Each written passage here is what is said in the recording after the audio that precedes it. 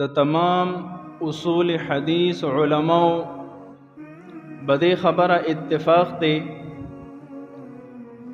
چې صحابی په اصطلاح کې دیته وای وهو من لقي النبي صلى الله عليه وسلم مؤمنا به ومات على الاسلام. صحابی هغه شخصیت ته ویل کېږي چې نبی کریم صلی الله علیه وسلم سره په حالت د بیداری کې ملاقات شوی وي او ایمان پر راوړی وي او بیا په حالت د ایمان کې د دنیا نه تللی وي. دا درې خبرې پکې ضروری دي. په بیداری کې د نبی علیہ السلام سره ملاقات شوی نو هغه سړی ته د منځ نه اوته چا چې په خوب کې نبی علیہ السلام لیدلی دی. په خوب کې د نبی علیہ السلام مبارک زیارت نصیب شو. اوس دی لیدون کې ته صحابي نه ویل کېږي. بل معنا ملاقات دی ته وایي چې کله په حالت د بیداری کې ته د چا سره آمنے سامنے ملو شي. نو اولنی شرط دا چې نبی علیہ السلام په حالت د بیداری کې لیدلی وي.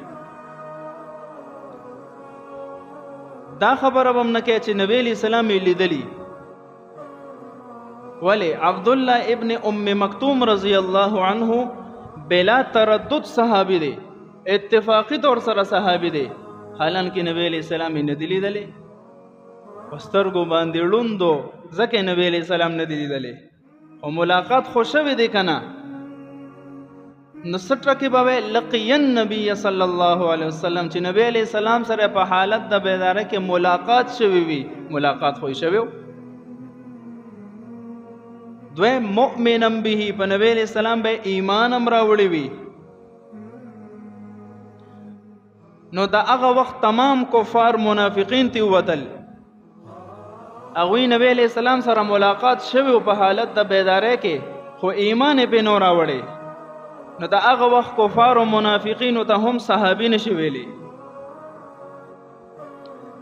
دریم مات علی الاسلام، چې ملاقات سره به په ایمان هم راوړی وي او بیا د ایمان په حالت کې به د دنیا نه تلیم وي، مؤمن به مړ شوی وي.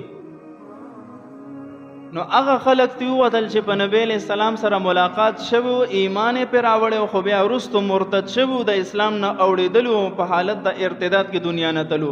دقه تم بیا صحابي نه ویل کېږي. لکه عبید الله بن جحش او ابن خطل، دا دوه کسان داسې و چې نبی علیہ السلام سره ملاقات هم شوی دی، ایمان یې پرې راوړی خو بیا وروستو الله ته د اسلام دولت واغستو، په حالت د ارتداد کې دنیا نه لاړل، مرتد د دنیا نه لاړل. نو دا درې خبرې چې پچا کې موجود شي دته به ویل کېږي صحابي. اوس کو نبی علیہ السلام سره چاہے په یو مجلس کې صرف ناست نصیب شوی وي یا د نبی علیہ السلام سره په یو لاره باندې تګ نصیب شوی وي د چند لمحاتو دپاره، خو چې دا درې صفات پکې دته به ویل کېږي صحابي.